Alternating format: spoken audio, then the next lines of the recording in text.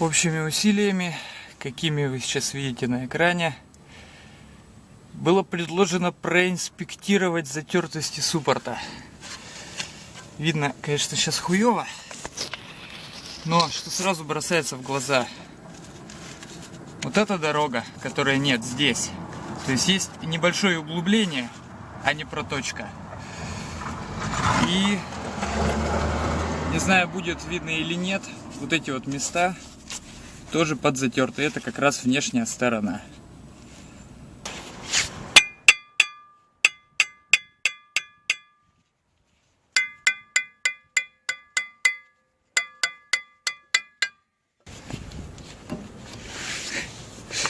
Это забавно.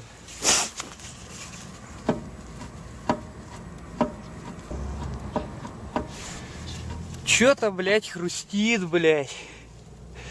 Нормально там, блядь.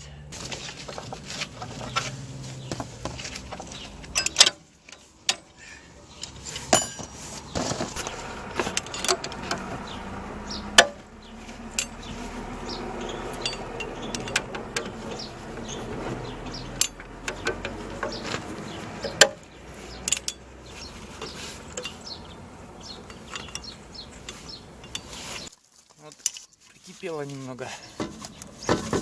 Скобушка.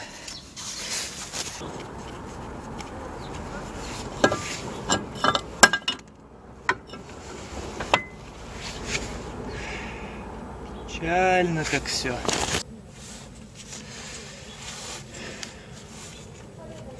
Это, если что, внутренняя обойма подшипника.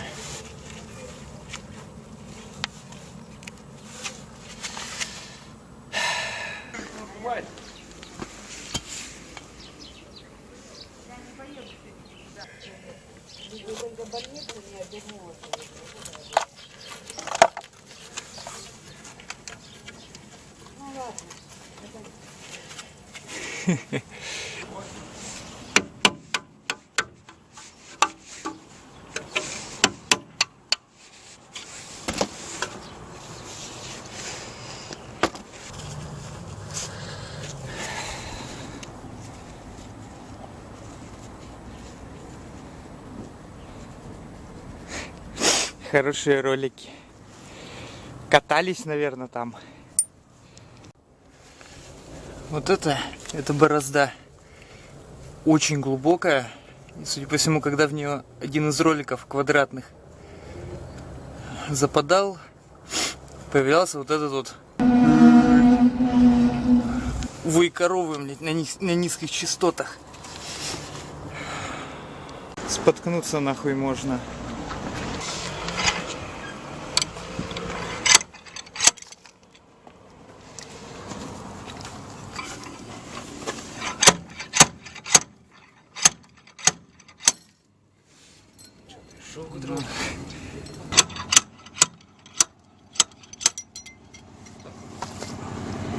Старое и новое кольцо.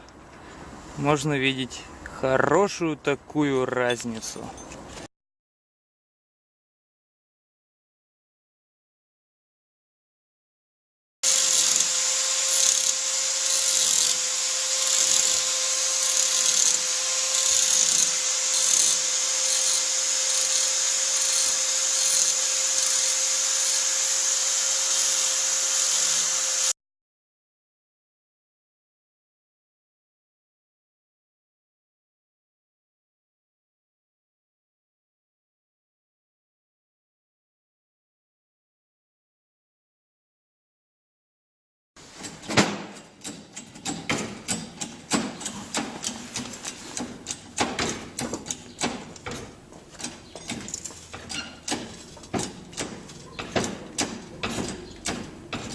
Еще чуть-чуть, он сейчас упрется.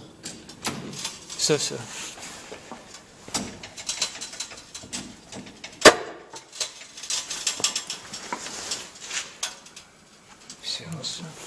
Блин, тяжело быть идиотом, а? Зато весело, нахуй.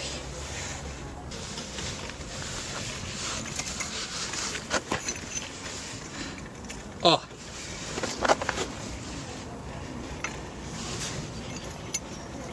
Не, ну а хули было делать? Так, где болт?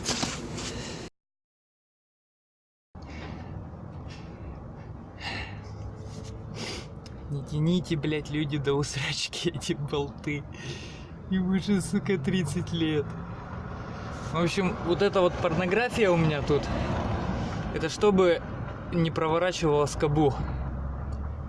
Ну, конечно, скорее всего, нихуя работать не будет, но, по крайней мере, притягивая с той стороны тот правый болт, как бы скобу немножко ставит на излом, и она притягивается к этой, как бы, за счет трения. По идее, сорвать не должно. Это все по идее и в теории. Ну, в общем, резюмируя, цена ремонта: скоба и болт. И экстрактор. Ибо кусок-то болта там остался.